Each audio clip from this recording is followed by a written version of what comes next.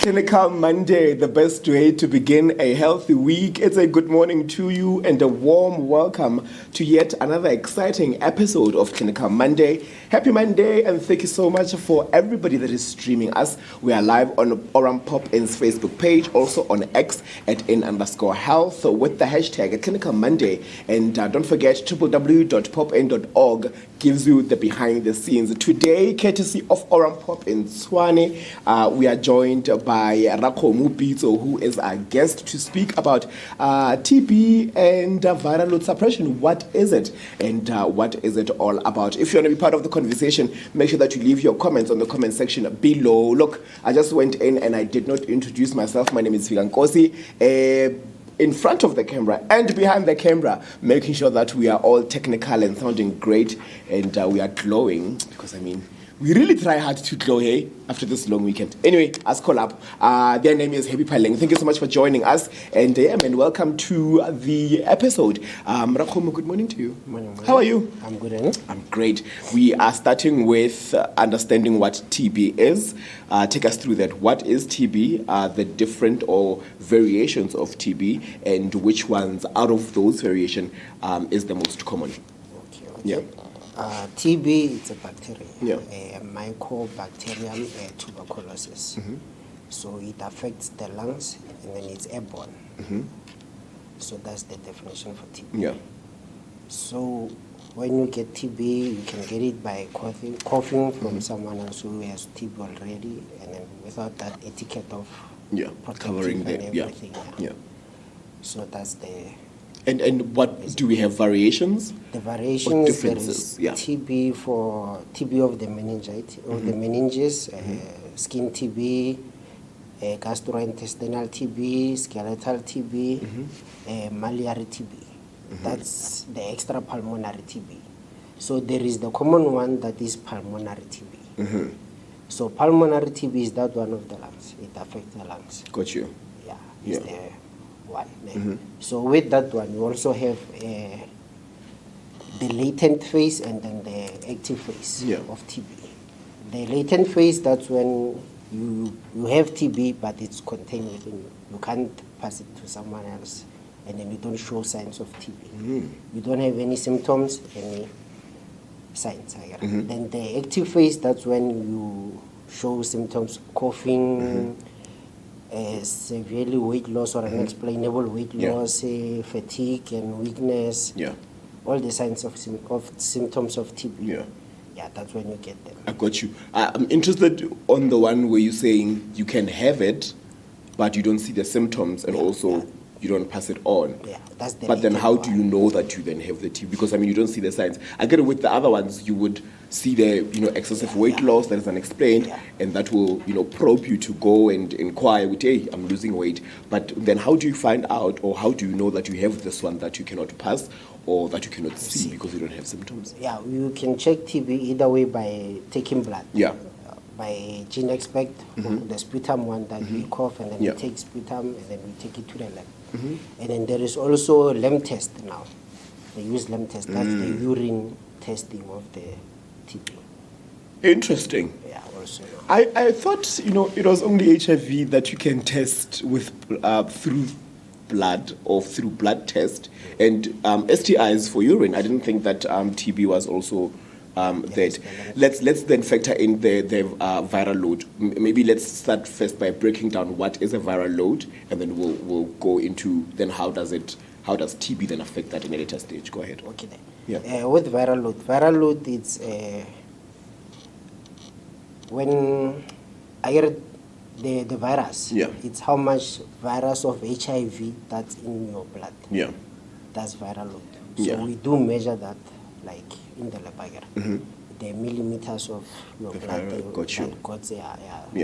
are infected with the viral load for HIV. So I guess suppression. With the virus for HIV. I got you. Yeah. So if it's suppressed, then it has to, with those indications that you are telling me about, millimeters and all, it has to be under specific millimeters to show that it's less than 50. Less than 50. That's 50 copies? Copies, 50? yeah. Got you. 50 got you. copies. Yeah. And then how then do we get the viral load suppressed? Because So I'm trying to drive to a point where we then get to speak about TB as a challenge to get, but then how do we then get the virus to be suppressed? By taking medication properly. Yeah. Yeah, and then usually after 3 months of taking medication from the initiation phase until that 3 months, when we're gonna check for viral load, we'll find that the client is suppressed. Got you. Yeah, so meaning it should decrease. Yeah. That's the correlation. Viral load goes down, yeah, and then CD4 goes up. I wanted to say, okay, you spoke about taking medication, but then now somebody has TB, Okay. and it shows. Then wouldn't it be difficult to get the virus suppressed, or to see that actually the virus is suppressing? Because I mean, let's say I'm viral suppressed and then I present symptoms of TB. Wouldn't it be difficult for you guys to measure if my virus is low because I have TB? The virus will always show. But Okay. remember, for a client to have TB, or a person to have TB, meaning that viral load is increased. High. It's high. Got you. Meaning that the person is immunocompromised. Because the aim of taking medication is to decrease the viral load to less than 50 copies or lower than detectable. Yeah. That's the main aim. Yeah. You understand? So if your viral load is high, that's when you get these opportunistic infections. And then, as you know, TB is an opportunistic infection. Yeah. Yeah. So that's why in correlation of TB and HIV. So when you get TB, we know that, okay, there is a possibility of you having a higher viral load. So the aim is to make you suppressed so that you... So then, if the viral load is high and this person has TB, what do we tackle first? Are you tackling them both at the same time? No. Or are you trying to decrease the viral load and then deal with the TB, or deal with the TB then? How? So that's usually how it starts. Yeah. We're gonna omit taking ARVs for a while. Then we start you on TB treatment. Yeah.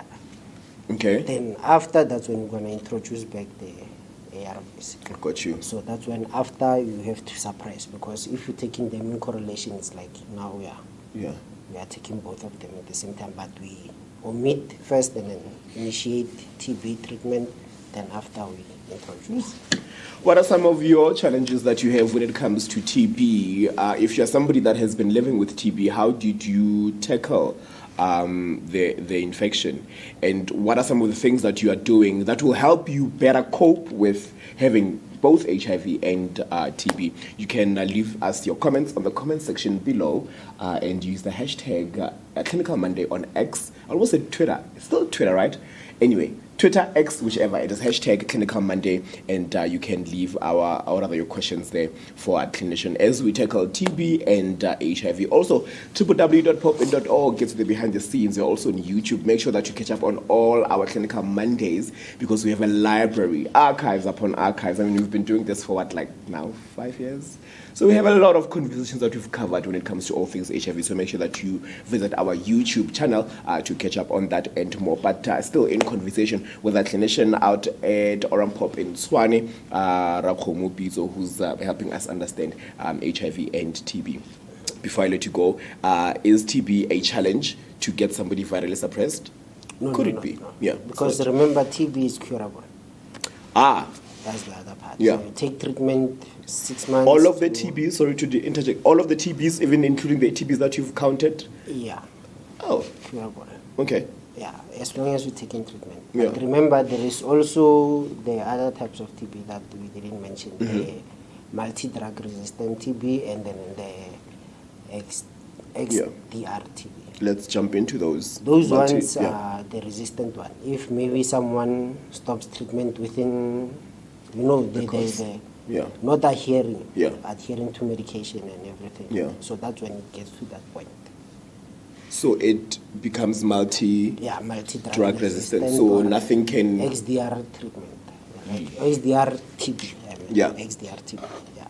So meaning the person is resistant to one or two of the drugs that are in the medication that we give for TB. Hectic. And how then do you get to treat this person if then there are medications for So then, still gonna get cured, but okay, got you. But it's gonna take a bit of time. So then, if let's say I've stopped and then now I have the TB that is multi-drug, you're and gonna then change the regimen to something else. Yeah, to something else. Same as Then- when you are you are reactive to with So then I get to a point where now I don't also take that whatever that you've changed me to, and then also you have to change again. Yeah, you have to change again because with the XDR, meaning you are resistant to some of the multi-drug treatment. Got you. That Got you. when it get to the XDR.